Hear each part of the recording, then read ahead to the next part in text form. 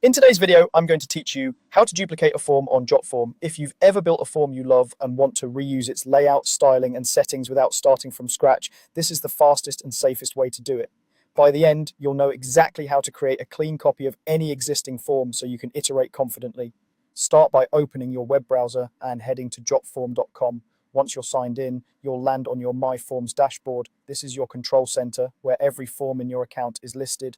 Take a moment to confirm you're in the correct workspace if your account has multiple workspaces, and make sure you're on the main dashboard view.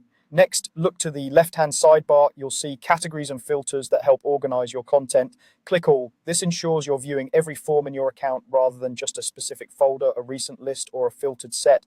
It's a small step, but it prevents that "where did my form go" moment, especially if you organize forms by folder or project. Now find the form you want to duplicate, click it once to select it so the row is highlighted. With the form selected, look for the More drop-down. Depending on your screen size and layout, you'll usually see it at the far right of the Forms row or above the list as an action menu. This menu contains additional options that aren't shown by default, including the one we want.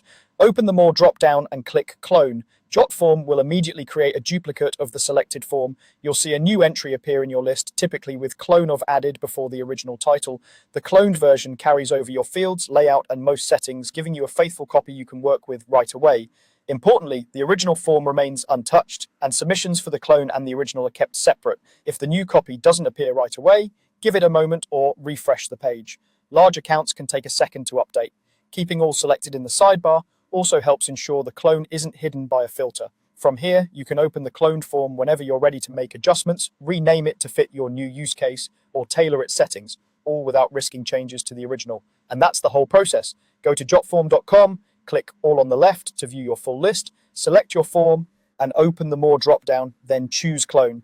It's quick, reliable, and perfect for building consistent experiences across multiple forms.